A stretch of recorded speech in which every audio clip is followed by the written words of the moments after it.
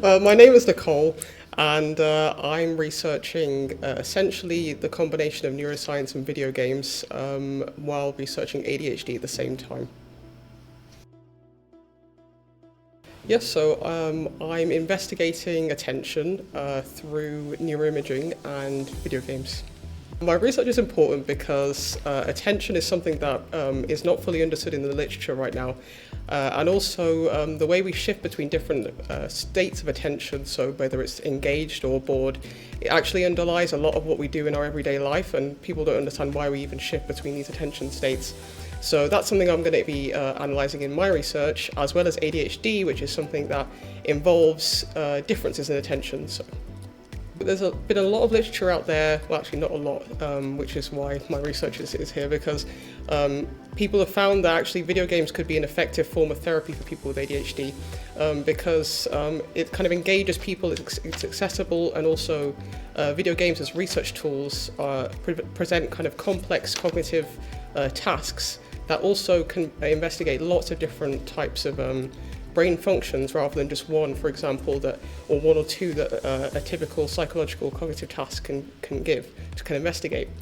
So my research, first of all, uses video games for research, but also presents the idea that video games could be an effective form of therapy for ADHD in improving attention, hopefully helping people with their everyday life later on.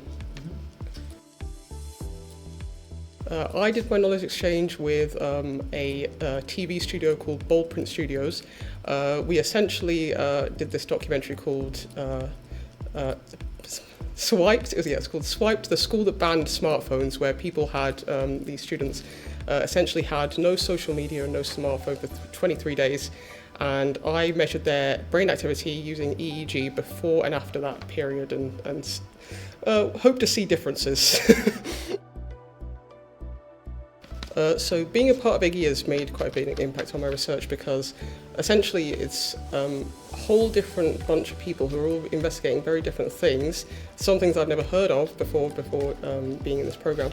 So it's very interdisciplinary in that way, and therefore when we all kind of get together and do these events like workshops, or the iGGi Game Jam, where we all make a video game together for a week. These kind of events, they bring us together, but also they present a lot of opportunities for collaboration as well, which, I mean, I'm from a neuroscience background. I'm probably the only one in the whole iGGi cohort investigating what I am investigating, so it's quite amazing to be able to bring that together with someone who's investigating something totally different. Yes, the most inspiring part of my PhD so far has been probably soapbox science, which is when I essentially went into the town square of York and stood on a soapbox and talked about my research with the public, and that was just funny as a concept, but also really fun as well to hear people's immediate response to my research and kind of talking to them. Some people even had issues with it, so which is fine, because it's fun to kind of debate about these things. So, yeah.